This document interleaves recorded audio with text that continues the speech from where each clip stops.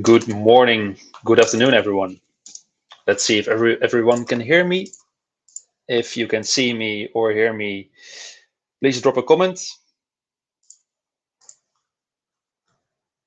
We will start shortly.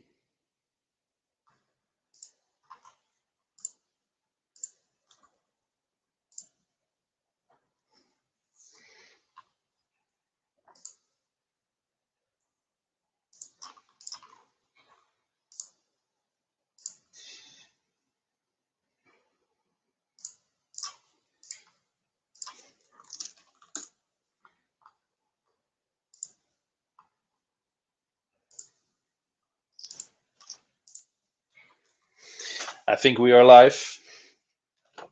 There's one person watching, so that's a lot. I'm going to wait a little bit for people to join in.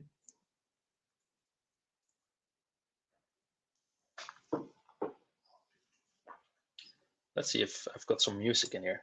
That would be nice.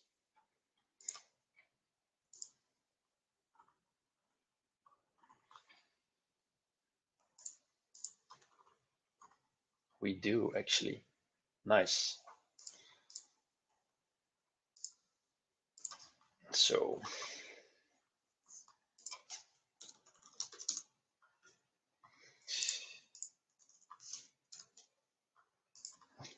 let's see. We're just going to start. So let's see. For the person that is watching, or for those that are watching, welcome.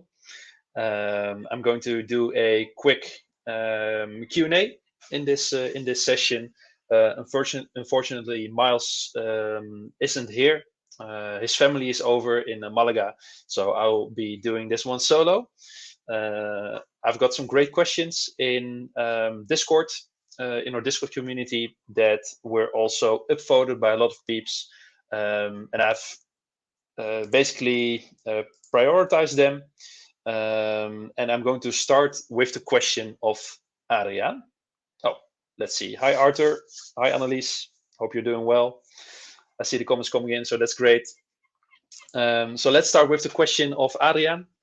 I'm going to slide that one in first. Hi, Abdul.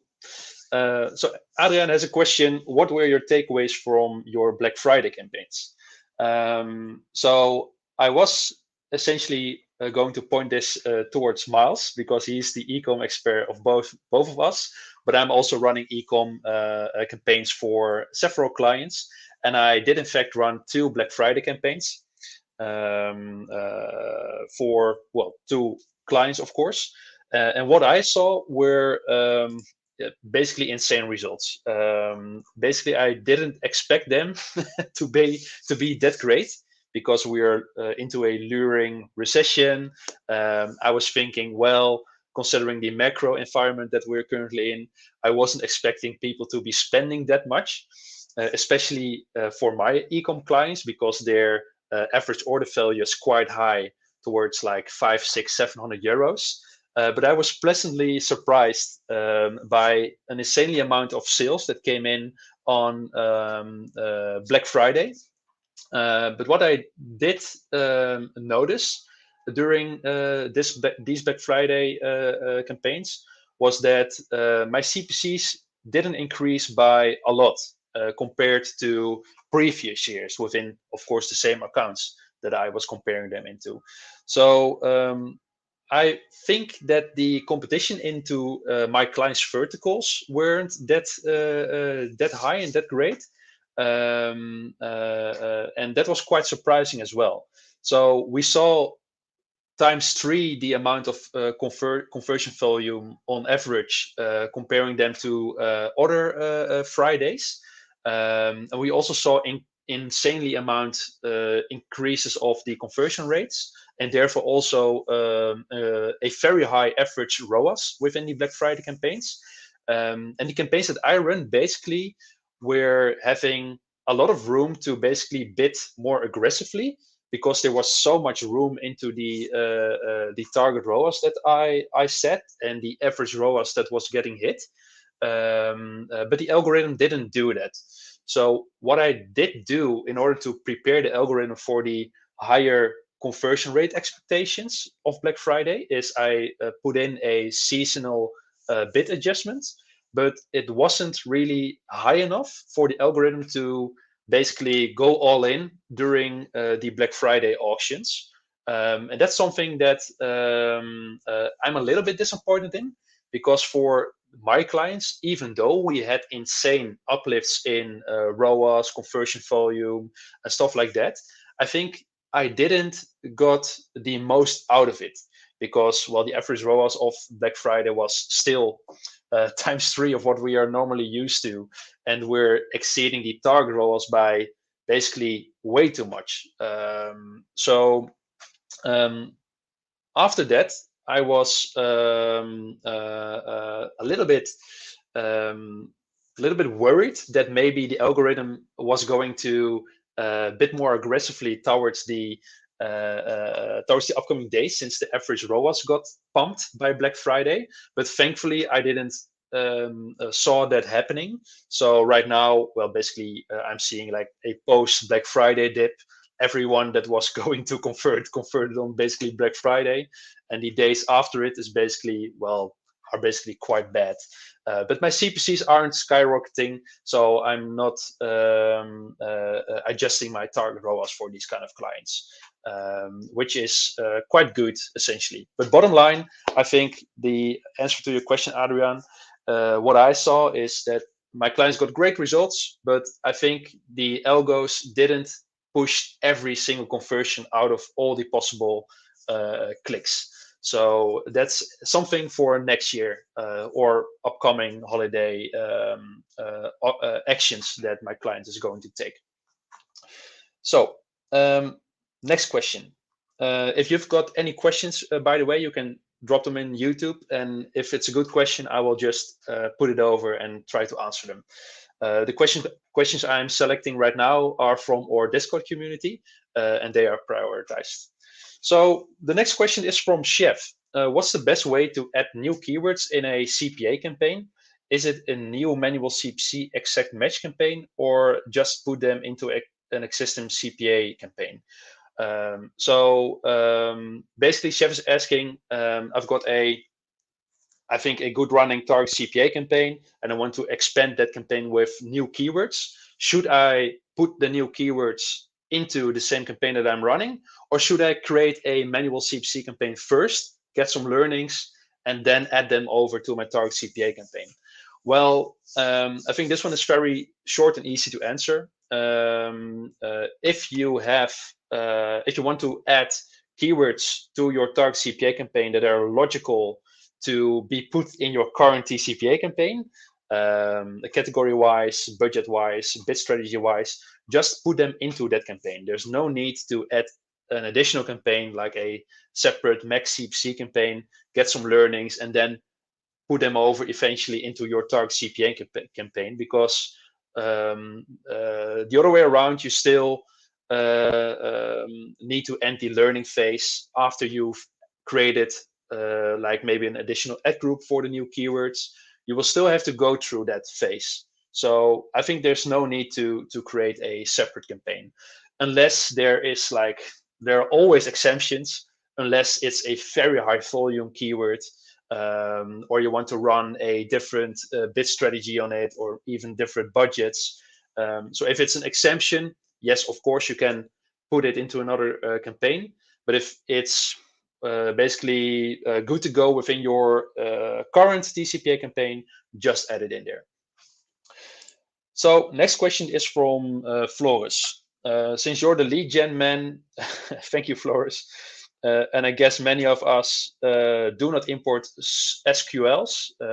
Those are sales qualified leads back into Google Ads. Can you recommend any good manuals? So first of all, if you want to import offline conversions by offline conversion tracking means, it doesn't really matter how you label those conversions. So SQLs are basically the same as closed deals. It's just a different label. So the whole implementation and the whole configuration is basically exactly the same. the only thing that you're doing differently, for example, marketing qualified leads, sales qualified leads, and closed deals, is labeling them into your own systems. So the lead is basically labeled correctly and then imported towards the correctly offline conversion, MQL, SQL, close deals. So there are many ways to implement this. And there are also many manuals to be found on the internet. So, for example, if you are running on HubSpot or you're running on Salesforce or some kind of other very big CRM system, most of the times they have a direct implementation within Google Ads, and there's a lot of information to be found online. But not everyone is running on HubSpot, Salesforce, or other CRMs. And that's when you need manual configurations. So for the manual configurations, you basically have several options. And I've created some documentation for myself, which is basically included into one of our new courses, which is going to be a sneak preview, I think. So I'm not really sure how I can present over here. Let's see, share screen. Going to share my whole fenster, my whole window. Fenster is not an English word, lol. So I think you should be able to see this. There are many different ways to create different offline conversion imports. The most popular one is, of course, importing conversions by Google Click IDs, in which you basically extract the Google Click ID from the URL parameter, save it as a cookie, then adjust your form fields in order to add the Google Click ID parameter that you send over with the actual lead. And once you're done, you can basically upload the closed deal value with the Google Click ID parameter, and Google is able to basically connect the dots. But it's quite technical. Even though Google has great support articles themselves regarding this, you still need a developer in order to adjust the form fields most of the times, and you still need to include the Google Click ID as a hidden field into your CRM system and label everything correctly. So it's a little bit more time consuming than the other ones, and the other one is basically a new one, a fairly new one. And that's called Enhanced Conversions for Leads, which is a second way of manually, uploading offline conversions to Google Ads. And this one is a little bit different from the Google Click ID option, because for the Enhanced Conversions for Leads, you use the first-party data as a unique identifier instead of the Google Click ID as a unique identifier. And this one is very easy to implement, in my opinion, because the only way the only thing you need to do this basically to get things right is enabling enhanced conversions. And a lot of advertisers are already doing this, of course, by sending over first-party data with their Google Ads conversion pixel that is being fired on their order received page or contact form received page. So instead of sending over the Google Click ID, you send over the email address of the actual lead, and that's being done automatically with your Google Ads conversion pixel. And later on, Google can see, hey, Bob at ppcmastery.com, he converted like 2 weeks ago on this specific conversion ID, and he came from campaign X, ad group Y, keyword Z. For example, Flores, if you want to upload me as a closed deal after converting, you can just refer on bob at ppcmastery.com as an email address. That's your unique identifier. And then upload and add the conversion value that is associated with the closed deal. It's very easy to implement. So I will be sure to share these slides with you guys in Discord, which is basically like a small how-to. I even included a Google Sheet template for enhanced conversions for leads. So I hope that that part helps. So we have some spam coming over into our stream, I see. So I just blocked that one. So I hope this makes sense, Floris. If you have any questions regarding implementing this, you can ask me directly. But besides my manual that I will share afterwards, there's a lot to be found online as well. But they are mostly related to the bigger CRM platforms, which are basically plug and play basically. So next question is from Gregor. Gregor asks, how do you handle disapproved products due to policy violations in GMC, where you don't have the option to trigger a manual review? So first of all, I have to say policy violations in GMC, Google Merchant Center, are really hard to solve without any help of the Google support agents. Most of the time, you get very high over not detailistic reasons why a product or why a certain amount of products are being disapproved due to policy reasons. Sometimes they are quite obvious, of course. For example, if your price isn't matching, if your image is crappy and doesn't have a high quality standard. But sometimes it can be due to very specific policy reasons. If you're running into a specific vertical, for example. One of my clients is running HIV tests, which are prohibited in certain countries. And when you want to upload these kind of products into GMC, you get very fake disapprovements. So the only reason to get more information about these kind of violations is by contacting Google support, unfortunately. And if you want to resolve certain problems, and after you know what is in case the problem, you still have to do that through Google support if you haven't got the manual review option available anymore. So unfortunately, policy related problems are really shite, and there's not really much to do about this besides contact the support and asking what the problem might be. Next question is from Nito. What are your thoughts about running Performance Max and search campaigns together at the same time? So this is a nice question, Nito. I'm running Performance Max campaigns for basically all my lead gen accounts where I have my search campaigns maxed out. Search volume wise and budget wise within my targets.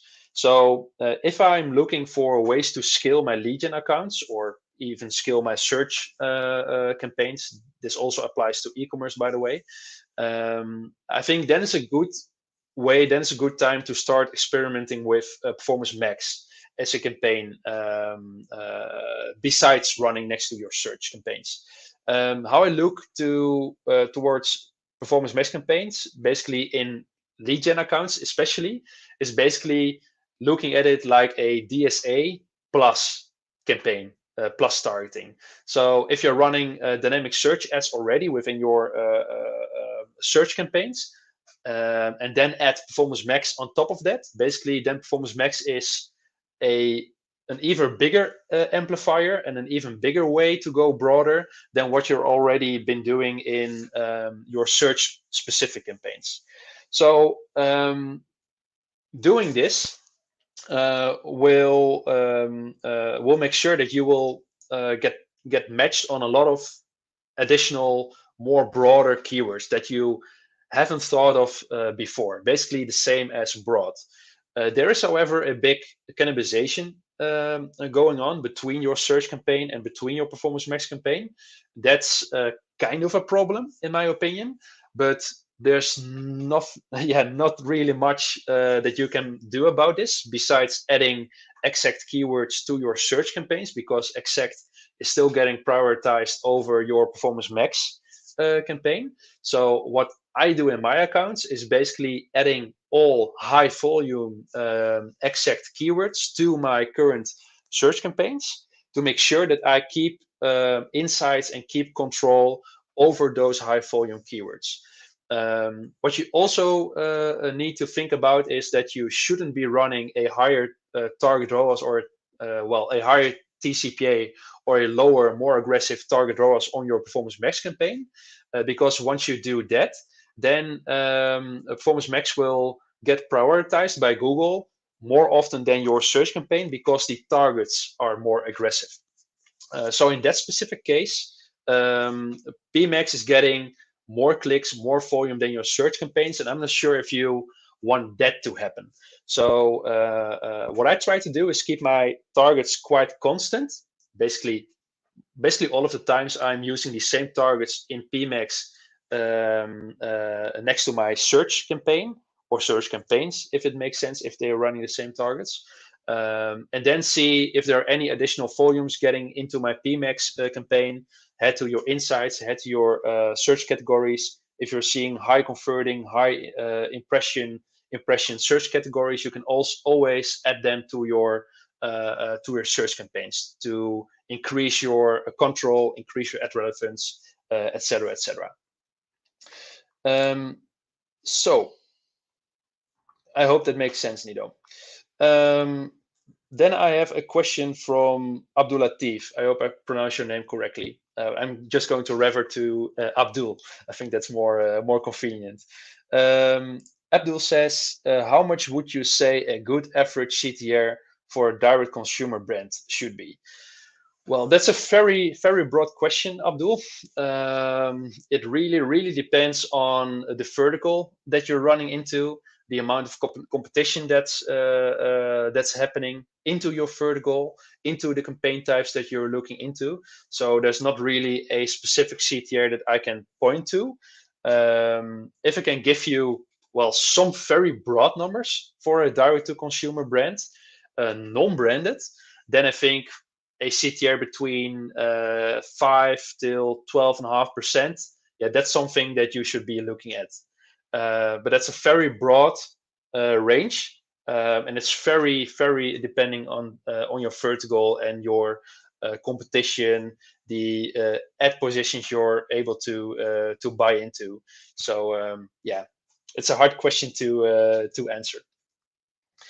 So let's see if there are any more questions to answer over here. I see that I tackled all the Discord Q&A questions, so we've got them covered. If you guys have any more questions into the YouTube chat, go ahead. I try to answer them as best as possible. I will give you some 30 seconds to see if there are any, and otherwise we are going to round it off.